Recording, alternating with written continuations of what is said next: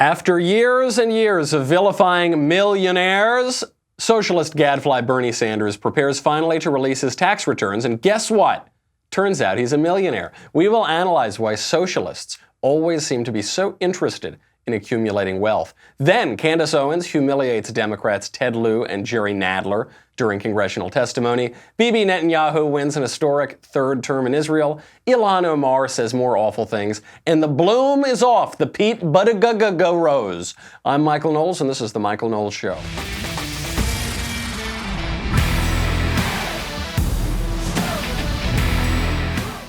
Wait until you hear Bernie's explanation for why it's okay that he's a millionaire, but it's not okay that other people are millionaires. I actually have a personal connection to Bernie's explanation, and I can tell you it is not really cutting it. It's not really that convincing. But first, let's make a little bit of money, honey, with ExpressVPN. Admit it! You think that cybercrime is something that happens to other people. You may think that no one wants your data. Hackers can't grab your passwords or credit card details, but you would be wrong. Stealing data from unsuspecting people on public Wi-Fi is one of the simplest and cheapest ways for hackers to make money. When you leave your internet connection unencrypted, you may as well be writing your passwords and credit card numbers on a huge billboard for the rest of the world to see. That's why I decided to take action to protect myself from cyber criminals. I have ExpressVPN. ExpressVPN secures and anonymizes your internet browsing by encrypting your data and hiding your public IP address. ExpressVPN has easy-to-use apps that run seamlessly in the background of your computer, phone, and tablet.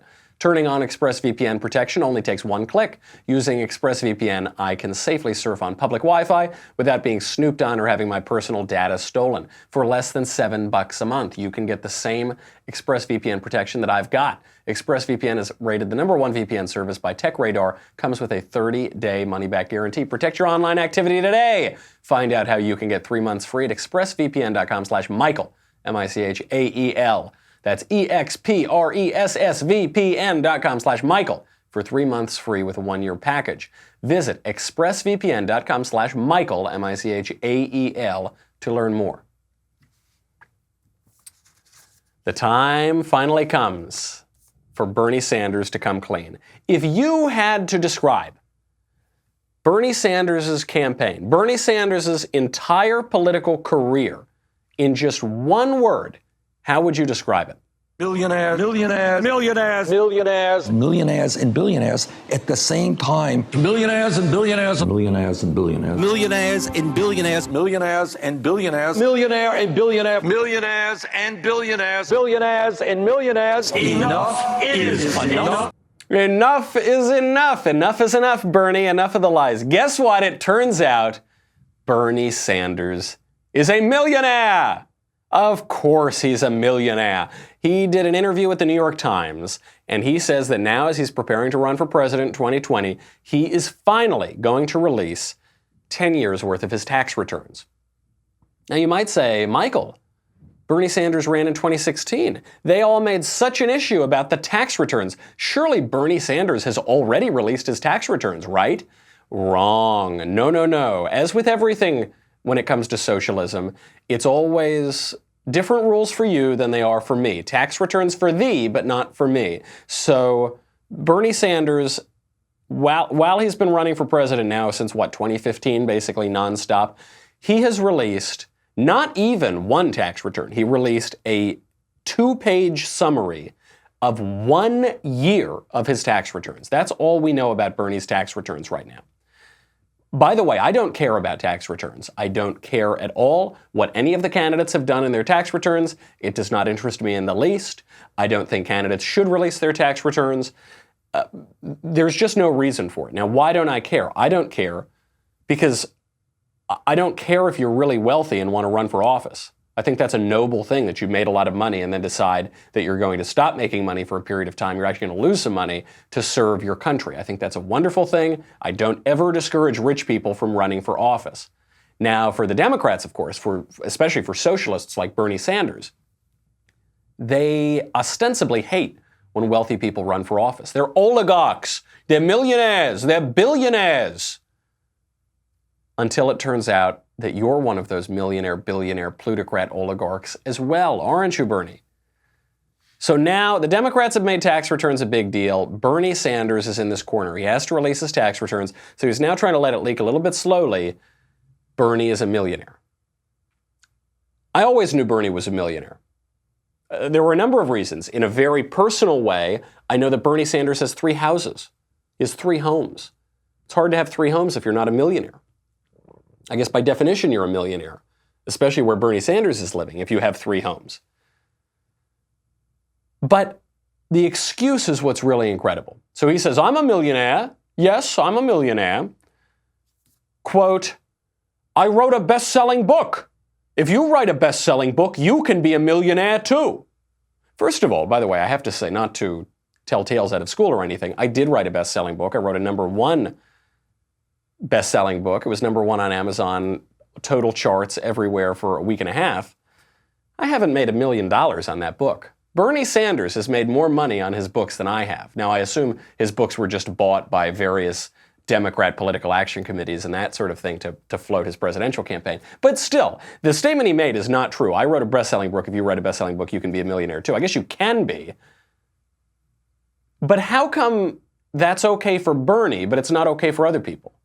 How come it's okay when Bernie makes $1 million on the private market, or in the open market rather, in private enterprise, but it's not okay when other people do?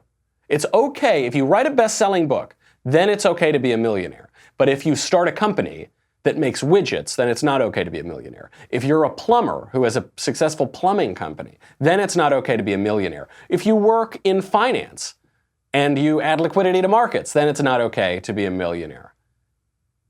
Any other field, it's not okay, it's terrible, the millionaires are destroying this country, too many millionaires and billionaires, unless you write a best-selling book. What is it about best-selling books? Let me tell you something. There are a lot of best-selling books. Most of them are completely worthless.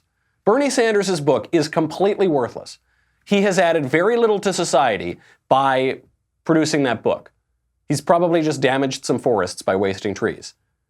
Does anyone really believe that Bernie Sanders' book has made a greater contribution to society, has improved the lives of people more than the car company, or the vacuum cleaner company, or any of the other companies, any enterprise that allows people to thrive and buy goods and services for their friends and family?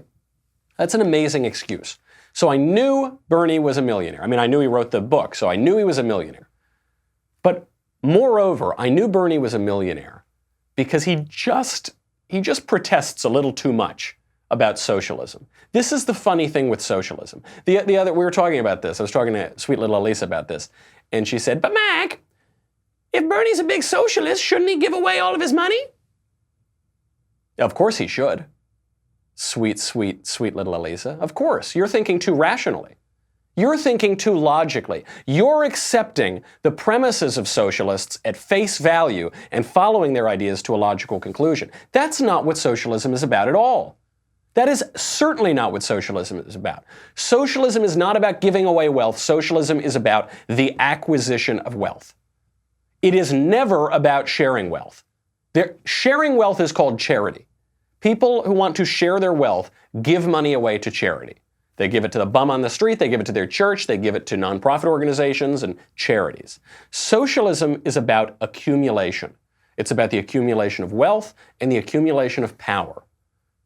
It's about saying, ooh, too many people have too many things out there. We are going to not give anything away. We're going to take that wealth away from them and concentrate it in the hands of a small number of people, also known as the government. That's socialism. Conservatives think there's some contradiction with millionaire socialists. No, of course a socialist is going to be a millionaire. All a socialist is concerned with is taking money, bringing in money, accumulating money. You'll notice most of the people who are pushing socialism are extremely wealthy. Bernie Sanders is a millionaire. All of the leaders of the Democrat Party are millionaires. Hillary Clinton, multi-millionaire. Huge slush funds. Basically used a nonprofit organization as a personal slush fund. How about Alexandria Ocasio-Cortez? She's just 29 years old. She was a bartender living in her parents' house not 3 years ago, and she's been in government for 2 months, she is already taking $1 million out of her campaign and funneling it to her own uses. She is already embezzling $1 million. She's been in office for 2 months. That's what socialism does. It's about taking in, bringing in. That's not even an irony. We know it from the beginning. This is what Winston Churchill said. He said that socialism is the philosophy of failure, the creed of ignorance, and the gospel of envy. It's all about greed. It's not about charity at all. If you like charity, then you give to charity. You actually don't want someone stealing your money because you know that they're not going to put it to nearly as good a use as you are going to put it to. Socialism at no point engages the faculties of charity or empathy or generosity, none of those things. It exclusively engages avarice, greed, and envy and acquisitiveness. The great example, Dinesh D'Souza used to use this example all the time. If I'm walking along the street, I'm walking on the sidewalk here, and I see some bum, and he's some just degenerate, drug-addled, lazy bum. And I'm eating a sandwich. And he says, hey, can I have that sandwich? I like my sandwich. I've got my sandwich here. But I say, here's half my sandwich. Now, I am glad that I have done some charity. I've treated you with compassion. You have a gratitude toward me because I've given you a sandwich that I didn't need to give you. And there's a nice moral exchange that happened. On the flip side, I'm walking down the street, eating my sandwich. Then millionaire Bernie Sanders comes up on his white horse, and he points a gun at my head, and he says, give him that sandwich. I say, you give him your sandwich. You're the millionaire. You give him a sandwich. No, you give him your sandwich right now. So then I got to give the bum my sandwich. I resent the bum for taking my sandwich. I certainly resent Bernie Sanders for making me do it. The bum isn't grateful to me. The bum, I guess, is sort of grateful or at least dependent on Bernie Sanders. And he feels entitled to my sandwich. His only attitude toward me is one of entitlement, as though he deserves my sandwich. And Bernie Sanders, it cost him nothing. Millionaire Bernie. That's socialism for you. And Bernie is exposing it. And by the way, it is not going to change one single voter's calculation. People who think, yes, now Bernie is exposed as a millionaire. Yes, this will show that he's a hypocrite. No, it won't. In a narrow way, it will. But socialists don't care about that. Socialists do not want to share the wealth. Socialists want to take the wealth. And Bernie is a prime example of that. Take the wealth by any means necessary, even if it means contradicting your public statements for 40 years. When the leftists are not exposing themselves, as Bernie Sanders is doing, Candace Owens is doing it for them. Candace Owens testified. Our friend Candace, we've had her on the show a number of times. She testified before Congress yesterday. It was so beautiful. She was testifying on white nationalism. You might say, that's a little strange. Why is Candace Owens testifying on white nationalism? Well, I think it was a masterstroke by Republicans. She can tell you why she did it. But the question of white nationalism is totally ginned up by Democrats. What is white nationalism? What is it? White nationalism actually does have a meaning. It means that you advocate for a white ethnic state. And specifically in America. That's what white nationalism in America means. Okay, that has a specific meaning. You want a white ethnic state. Depends on exactly the definition of white, but broadly speaking, we know what we mean by white people. You want a white ethnic state, you want everybody else to leave. How many people in this country actually advocate for that? Like 5? Maybe a dozen people in this country? How many people actually are advocating for a white ethnic state and the deportation of everybody else in the country? Nobody. Virtually nobody, and statistically nobody in this country is advocating that. It is not a problem. It is a non-issue, except the Democrats need to make this an issue. So the Democrats are using this phrase all the time. I'm telling you, white nationalism actually does have a precise meaning, except in our popular culture today, it has no meaning. It has been totally robbed of meaning. Whenever anybody says it to you, it means nothing. It means, well, you're a meanie, you're bad, You're bad. It's the new racist. Racist used to have a meaning. Now it doesn't. White supremacist used to have a meaning. Now it doesn't, because they call everybody to the right of Hillary Clinton a white nationalist or a white supremacist or a white racist or this or that or the other thing. Ilhan Omar called Stephen Miller a white nationalist. Stephen Miller, I will remind you, is a Jew. White nationalists, generally speaking, not huge fans of the yarmulke.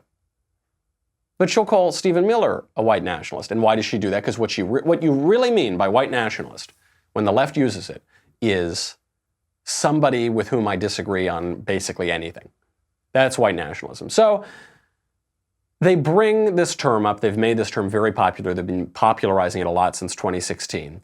And they bring Candace Owens before Congress. Democrats did not know what hit them when the tornado of Candace Owens tore through the Capitol.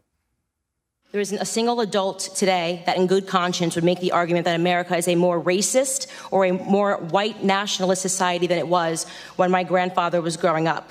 And yet we're hearing these terms sent around today because what they want to say is that brown people need to be scared, which seems to be the narrative that we hear every 4 years right ahead of a presidential election. Here are some things we never hear. 75% of the black boys in California don't meet state reading standards. In inner cities like Baltimore, within 5 high schools and 1 middle school, not a single student was found to be proficient in math or reading in 2016. The single motherhood rate in the black community, which was at 23% in the 1960s when my grandfather was coming up, is at a staggering 74% today. I am guessing there will be no committee hearings about that. There are more black babies aborted than born alive in cities like New York, and you have Democrat Governor Andrew Cuomo lighting up buildings to celebrate late-term abortions. I could go on and on. My point is that white nationalism did not do any of those things that I just brought up. Democrat policies did. Let me be clear. The hearing today is not about white nationalism or hate crimes. It's about fear-mongering, power, and control. Absolutely devastating, and such a brilliant tactic. So she acknowledges the issue here, which is that white nationalism barely exists in America. It is virtually non-existent as an ideology in the United States. They're holding a big hearing because Democrats want to pretend that Donald Trump is some anti-black bigot or anti-Hispanic bigot or whatever. She goes up and she doesn't just refute their argument. She doesn't just say, no, but it's not because of this, and no, and then Trump did this, and see, so it's not that. No. What Candace understands is what Ronald Reagan used to say, which is that when you're explaining, you're losing. In a political battle, in a political debate, when you are explaining, you're explaining yourself away. You are losing. So what she does is she goes on the attack. She says, why is it the case that out-of-wedlock births, single motherhood among black Americans was 23, 25% decades ago. Now it's 74%. Why is that white nationalism's fault? Why is it that in New York City today, more black babies are killed in the womb than are born? And white liberals are cheering on that policy. Oh, they're donating millions to Planned Parenthood. Kill those black babies. We don't want too many of those young, poor black babies running around. Kill all the... What, is that white nationalism? Or is that the policy of the Democrat Party? And is that the policy of leftists? Is that white national? I don't think so.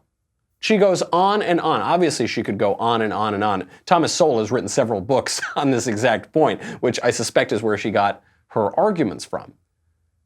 And Candace has all of the rhetorical abilities to convey this message. She obviously is black. She has a certain ethos here. She has a certain credibility because she's speaking from the black experience in America.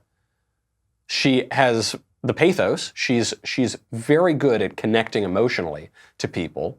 And she has the logical side of the argument too. She's just pointing to statistics. She's pointing to different periods of history. She's showing before and after, and she's saying, what's the difference? Is the difference the Ku Klux Klan? Is the difference David Duke? Is the difference Richard Spencer? Or is the difference left-wing policies from the federal government, from the federal level, all the way on down? And particularly accentuated in cities that are run by left-wing Democrats, such as New York. Brilliant opening, totally shuts it down, and she just comes out swinging. She's just punching, punching, punching. So now the Democrats are on their toes. They did not expect this. So now they start to go after her. The biggest scandal, this is my last sentence, in American politics is that Democrats have been conning minorities into the belief that we are perpetual victims, all but ensuring our failure. Racial division and class warfare are central to the Democrat Party platform. They need blacks to hate whites, the rich to hate the poor, and soon enough it'll be the tall hating the short. Oh my gosh, we'll get to the Democrats hitting her in a second. That last line, that is, they want the blacks to hate the whites, they want the rich to hate the poor, and the poor to hate the rich, they want the tall to hate the short, they want to divide everybody, and it's Democrats who have done it. She is taking the fight right to them. She's not speaking in nice, polite, political campaign terms. She is speaking in blunt terms. This is a lesson that a lot of people can learn from Donald Trump. Before that, they could learn it from Ronald Reagan, actually. Ronald Reagan spoke in blunt terms. He spoke actually in these exact terms. He said, well, we've gotten to a point in our society where, I'm paraphrasing obviously, we've gotten to a point in our society where you can't look at a fat man and a skinny man and not think that the fat man got that way by taking from the skinny man. Well, Nancy, I'll get fat on jelly beans. That's from A Time for Choosing, right? Not the jelly bean part. This is from Ronald Reagan's most famous address. It's what launched him as a national political figure. And Candace is learning this exact rhetorical lesson. And and by the way, she has the advantage of being correct. So she's right about that point on Democrats. So now the Democrats, they just have to use everything they've got on her. The one thing they've got is at one of these campus speaking events, Candace Owens was asked a question about nationalism and Nazism and Hitler. And if you're a nationalist, aren't you a Hitler supporter? And so Candace Owens here draws a distinction between nationalism and Nazism. And this went viral. It was taken out of context. The Democrats honed in on a few words that were not cautiously arranged to try to pretend that Candace Owens is some Nazi or something, to try to pretend that she's defending Hitler or something like that. Here is the clip that Ted Lieu played on his cell phone, Democrat Representative Ted Lieu, before the entire committee to try to shut down Candace Owens. I actually don't have any problems at all with the word nationalism. I think that it gets the definition gets poisoned by elitists that actually want globalism. Globalism is what I don't want. So when you think about, whenever we say nationalism, the first thing people think about, at least in America, is Hitler. You know, he was a National Socialist, but if Hitler just wanted to make Germany great and have things run well, okay, fine. The problem is that he had dreams outside of Germany. He wanted to globalize. He wanted everybody to be German, everybody to be speaking German, everybody to look a different way. That's not, to me, that's not nationalism. So in thinking about how it could go bad down the line, I don't really have an issue with nationalism. I really don't. Okay, there it is. There's the big line. Now, we will explain what she was actually saying in just a second. We'll get to the rest of her excellent testimony, but first you got to go to dailywire.com. You know what you get. You get all the shows, the Andrew Klavan Show, the Ben Shapiro Show, my show, the Matt Walsh Show. You get to ask questions in the mailbag, get those in for Thursday. You get to ask questions on Backstage. You get Another Kingdom. You get everything. You get the Leftist Tears Tumblr. And you need this, baby. Before we get to the rest of Candace's testimony before Congress, you need this Tumblr or you will drown. Stick around, we'll be right back.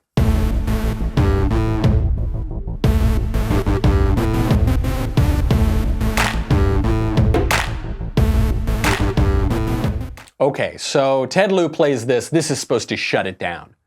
Oh, you saw what Candace said about Hitler? This person, she talked about Hitler. What did she actually say? Because what Ted Lieu wants to do is say, see, she said the word Hitler, huh? She's awful. What did she actually say? What she said was, the overall point that she's making is that nationalism is different from imperialism. This is the point that Yoram Hazony makes in his recent book, excellent book, The Virtues of Nationalism. She's saying, very often when we use the word nationalism, what we really mean is imperialism. And a good example of this is Hitler in Nazi Germany, because we use nationalism to describe the Nazi movement. But in fact, the movement is better described as an imperial movement. What did they do? They took over Czechoslovakia. They took over Poland. They took over Austria. They took over France. It was entirely about conquest. And so what Candace is saying there is that there is a difference between those two things. We are reversing the two terms. We're inverting the two terms. And actually, what I oppose is imperialism or globalism, which actually better describes Nazi Germany. That's what she's saying. Fair point. Now, where she misspeaks, where she could have phrased her language better, is she said, look, if Hitler just wanted to stick around Germany, that would have been fine. But it's only because he tried to expand beyond Germany that it was bad. Now, what that statement ignores is, of course, the effect of Hitler's policies on religious and ethnic minorities in Germany itself. Yes, she missed that, she ignored that, she misspoke.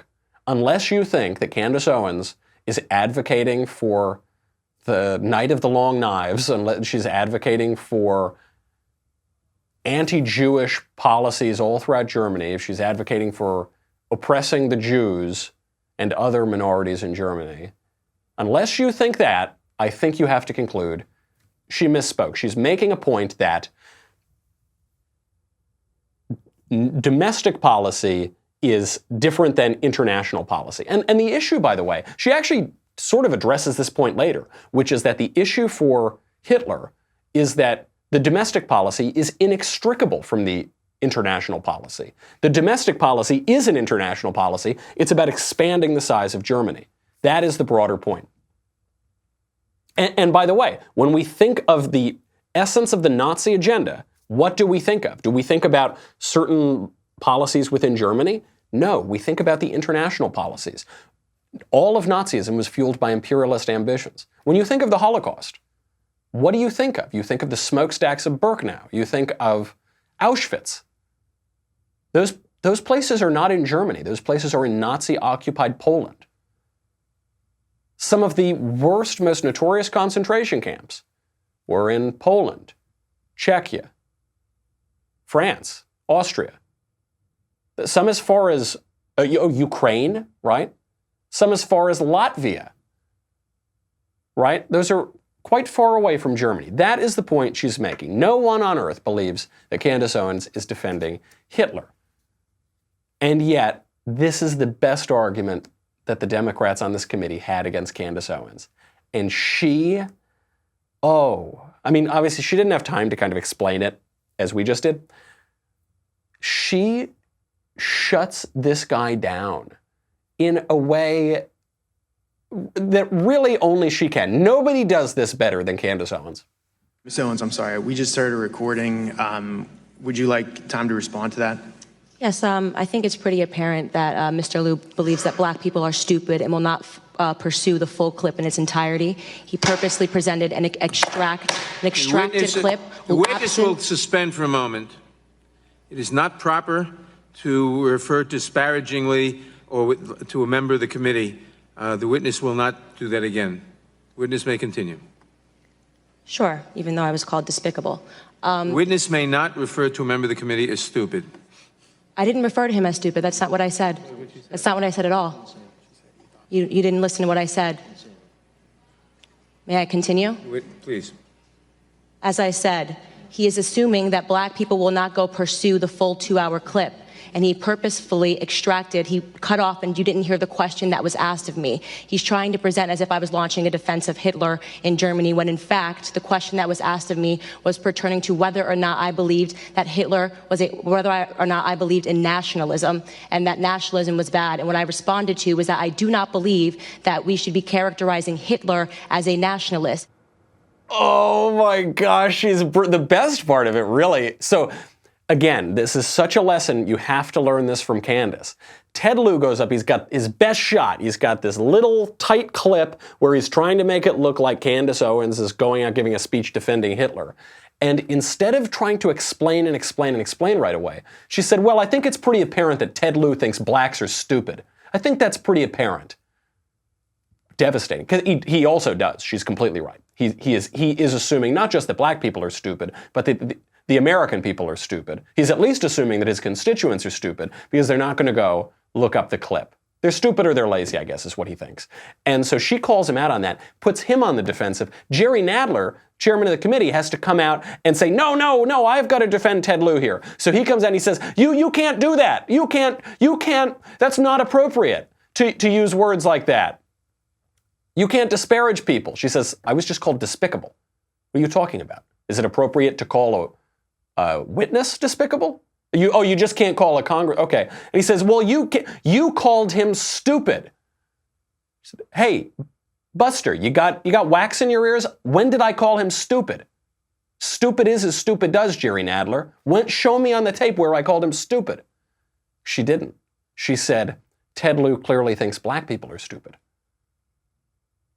And Nadler said, you can't call Ted Lieu stupid. Now you have to wonder here, is Jerry Nadler stupid, or is he just being obtuse? Is he trying to conflate those two things? And I'm not sure. Jerry Nadler is a local New York politician. Jerry Nadler is not the brightest bulb in the pack, okay? His entire career, he just came up through local corrupt machine politics in New York. This guy is not one of the leading lights of statesmanship, we'll put it that way. So he actually may just not understand the difference. If I say, that person thinks that person is stupid, he might not understand how that is different from saying, you are stupid, even though they're obviously completely different things. But then Candace, because she's really good at this, she actually lets him sit there. She's like a good prosecutor. She puts him in the place where he has to answer, and she's willing to tolerate some silence. So she goes, that's not what I said. You are misrepresenting what I said. You're lying about what I said. And then she just sits there silently, staring at him. And Nadler is staring back like, Weebles wobble, but they don't fall down. He just looks like this sad little doll. And he just looks at her, and if you couldn't see the clip, he just sort of is there. He's kind of slumped over, and he just goes, and he kind of just shrugs. He's like, Which is, by the way, that actually, I guess, is the answer to the question of whether he's being obtuse or whether he's a little slow, is that actually he's just a cynic. He doesn't care what the truth is. That's what the shrug is. She said, you are lying. You are lying about what happened not 10 seconds ago. And he goes, what is truth? I don't know, give us Barabbas. I don't know. What is truth? That's what that shrug is. That shrug, we did that whole show yesterday on Democrat BS, on what BS means, why the left spews BS. It's not that they're necessarily intentionally lying or intentionally telling. They don't care about the truth. And then she goes on. You can look up the rest of it. It's a fabulous exchange. She does very, very well. Some people are nitpicking little points here and there. She should have said this better. She should have, listen, you're under a lot of pressure here to testify before these committees. They're throwing in her face these little answers completely out of context from campus speeches. I thought she handled herself extraordinarily well. It really was a great advantage to conservatives around the country. Great testimony and a great call, by the way, from Republicans on that committee to bring her in to testify. Because the thing that people don't really remember about her, she herself was the victim of what you would call a hate crime in high school. This was kind of a well-attested to, well-reported story. And then she came out. Obviously, she's much better known now for the Blexit movement, for her conservative commentary, for her conservative speeches, but she really, A+ outing for Candace Owens. It really humiliated Ted Lieu and Jerry Nadler, two guys who deserve to be humiliated. Speaking of nationalism, turning not to our own nation, but to a nation in the Middle East, Bibi Netanyahu wins again in Israel. Bibi Netanyahu wins an historic 5th term as Prime Minister of Israel. Bibi is the right-wing Prime Minister of Israel. He's the image of conservatism in Israel, the image of nationalism in Israel, and we were told he's going to lose. Bibi's going down. Oh, there's no. First of all, you'd think he should at this point. He's already had 4 terms. Oh, he's going down. The media, they were so sure. Oh, it's going to be, Bibi's going to lose, Trump's going to lose, Hillary's going to win. Oh, it's guaranteed, guaranteed. Then they start reporting, oh, it looks like Bibi's losing. Bibi's about to lose. Then, oh, no, it's kind of evening out. No, then both candidates, Bibi Netanyahu and his opponent, Benny Gantz, both declare victory, but only one of them actually gets victory. And so Bibi declares victory because he actually won. Benny Gantz declares victory because leftists BS all the time. And here is Bibi celebrating. Taking it back this evening. It's an amazing success that we've had.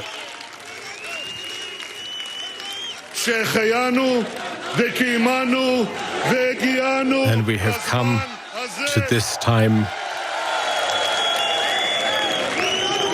Big win for Bibi. Big win for Bibi. He goes on, but if you don't speak Hebrew, it gets a little tedious. The mainstream media tell us that everyone is so sick of Trump, Trumpism, conservatism, nationalism, right-wingism. They're so sick of it. Nobody wants that anymore. There's no way. Nobody wants Trump. Nobody wants Bibi. Nobody wants any of the right-wingers who have won in Europe. Then how come all the right-wing candidates keep winning? How's that? It's so weird. Because I read about how everyone's so sick of the right, and yet the right-wingers keep winning at home and abroad. This is another big loss for the media. By the way, Bibi Netanyahu campaigned on Trump, and he campaigned with Trump. Big photos of him and Trump smiling. Big events geared right around election time with Trump. Very much hitching his wagon to Trump. And he won. By the way, let's not forget this. We talk about collusion. We talk about nationalism. We talk about collusion in other people's elections. Let's not forget that Barack Obama used taxpayer money to try to oust Bibi Netanyahu when he was president. Not that he used his own campaign money, not that he used his own personal money. Barack Obama, while he was president, used taxpayer funds to try to kick Netanyahu out of office in Israel. Where's that investigation into meddling in people's elections? Barack Obama did a lot more to meddle in that election than the Russians did to meddle in the U.S. elections. At least in terms of spending money on, what did the Russians spend, $100,000 on Facebook ad buys? Barack Obama spent $350,000 of taxpayer money through the State Department. He funneled it to a group in Israel called One Voice, ostensibly a pro-peace group, BS as always. That group, One Voice, took 350 G's from the American taxpayer, used that money to build a voter database, to train activists, and to hire a consulting firm that worked for Barack Obama in 2008 to hire that firm to oust Bibi Netanyahu from office in Israel. That's not some crazy conspiracy theory. That's not right-wing fake news. That's not looking down deep in the internet. That's according to the Senate Subcommittee on Investigations. And still we hear from these BS Democrats that interference in a foreign election, oh, heavens to Betsy, let me clutch my pearls. Oh, the horror, I can't even imagine. Oh, the collusion. Oh, my goodness gracious me. Oh, no. And by the way, guess what? Netanyahu won. Barack Obama used the force of the most powerful state in the history of the world and the wealth of the most prosperous state in the history of the world, to try to oust this guy from office in Israel, and the guy won, and Obama lost. And then, years later, you'd think people would be tired of this guy already. Bibi Netanyahu wins, running on Trump and with Trump, with the guy who beat Obama, he wins an historic fifth term. Great, great stuff. Speaking of the Jews and people who don't like the Jews, we have to mention Ilhan Omar. Why do we have to mention her? I'd prefer not to mention her. I don't like her very much. But we have to mention her because Newsweek just gave her another magazine cover. This is really an amazing thing. All of these freshman congresswomen who have accomplished very little in their lives, magazine cover after magazine cover after magazine cover. So she's on the cover of Newsweek, and by the way, this video just surfaced of Ilhan Omar discussing the September 11th terrorist attacks. CARE was founded after 9/11 because they recognized that some people did something and that all of us were starting to lose access to our civil liberties. Wow. First of all, I can't believe that this video hasn't made the rounds before. I guess whoever had dug it up was waiting on it. This marks the first time a member of Congress has referred to the September 11th terrorist attacks as some people did something. Could we play that again? CARE was founded after 9/11 because they recognized that some people did something and that all of us were starting to lose access to our civil liberties. Some people did something. 3,000 American civilians killed in a terrorist attack. Biggest terrorist attack in the history of the United States. Civilians going around just doing work, said goodbye to their kids in the morning, didn't come home. Some people did something. That woman, that horrible, horrible, horrible woman is in Congress. Some people did something. And it's even worse than that, because she describes as the victim of 9/11, according to Ilhan Omar, is Ilhan Omar. She said, some people did something. Who cares about that? What thing? What is it? 3,000 people, 3,000 American civilians died? Oh, something happened, and then I lost my civil liberties. By the way, no, you didn't. You're a member of Congress. You didn't lose one scintilla of a civil liberty. You lost nothing. Some people did something. Ilhan Omar. What a horrible, horrible woman. I should stop speaking about her because I'll say something that maybe I'll regret or something. That is the most outrageous statement I have ever heard from an American politician in my lifetime or in history, and I'm a student of history. That is so outrageous to hear that.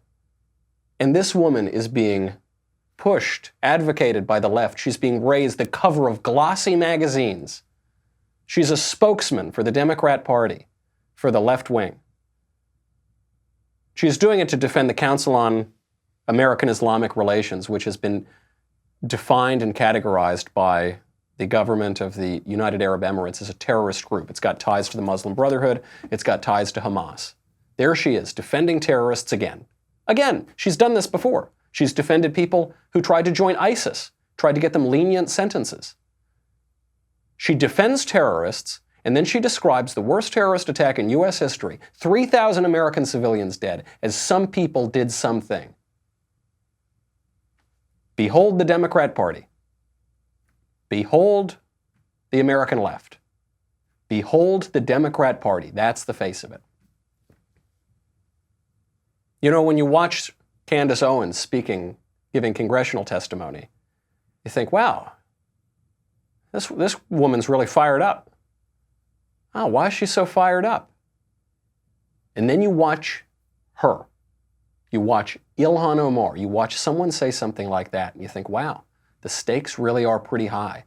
Wow, there are some really wicked, wicked people saying vicious, evil things, wicked things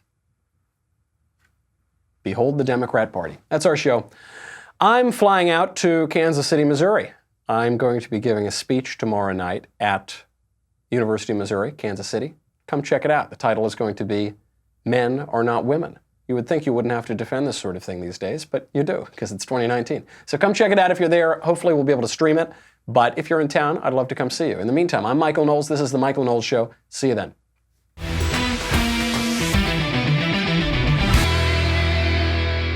The Michael Knowles Show is produced by Robert Sterling. Executive producer, Jeremy Boring. Senior producer, Jonathan Hay. Our supervising producer is Mathis Glover. And our technical producer is Austin Stevens. Edited by Danny D'Amico. Audio is mixed by Dylan Case. Hair and makeup is by Jesua Olvera. Production assistant, Nick Sheehan. The Michael Knowles Show is a Daily Wire production. Copyright Daily Wire 2019. Hey everybody, it's Andrew Klavan, host of The Andrew Klavan Show. The left says white nationalism is on the rise. I say their real object is silencing conservative speech. We'll talk about that, and we've got the mailbag on The Andrew Klavan Show. I'm Andrew Klavan.